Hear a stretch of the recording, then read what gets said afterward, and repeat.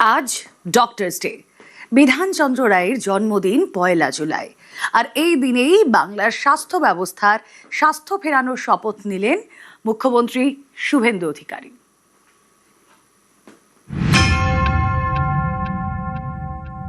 প্রয়াত প্রাক্তন মুখ্যমন্ত্রী জ্যোতিবাবু দায়িত্ব নেওয়ার পরে বলেছিলেন যে যেখানেই আমি শুরু করতে যাচ্ছি সেখানেই দেখছি ডাক্তার বিধানচন্দ্র রায় শুরু করে দিয়ে গেছিলেন।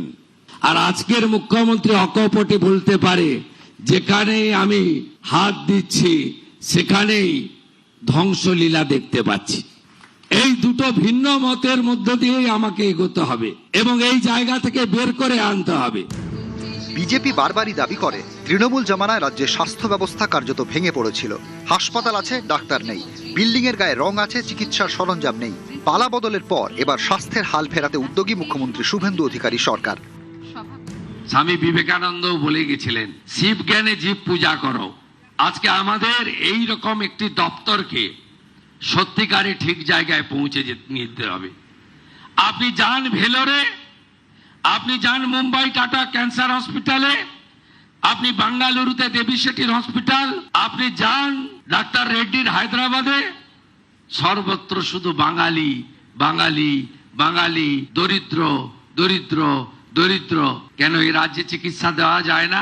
বাংলার লোকগুলো ভেলোরে লম্বা লাইন দিয়ে দাঁড়িয়ে আছে। বুধবার প্রয়াত মুখ্যমন্ত্রী বিধানচন্দ্র রায়ের জন্মদিন। সেই দিনটিকে ডক্টরস ডে হিসেবে পালন করা হয়।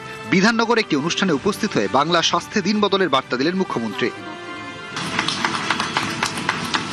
প্রাক্তন মুখ্যমন্ত্রী ডক্টর বিধানচন্দ্র রায়ের জন্মদিবস ও জাতীয় চিকিৎসক দিবস উপলক্ষে পশ্চিমবঙ্গের মাননীয় মুখ্যমন্ত্রী শ্রী শুভেন্দু অধিকারী বিধাননগর মহকুমা হাসপাতালের নতুন নামকরণ করলেন।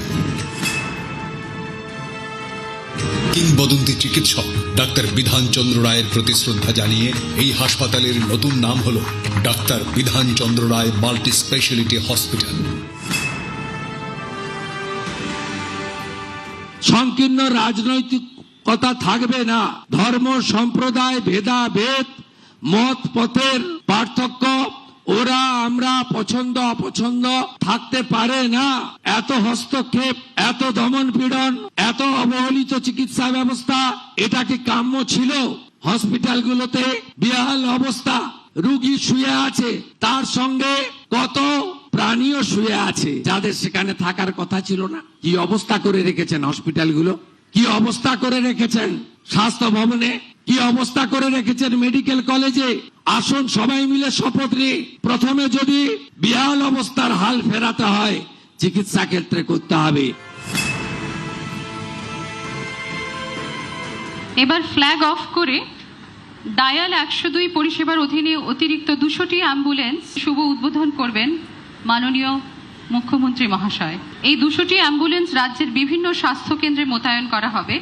এগুলি মূলত গর্ভবতী মহিলা ও নবজাতক পরিবহনের কাজে ব্যবহৃত হবে।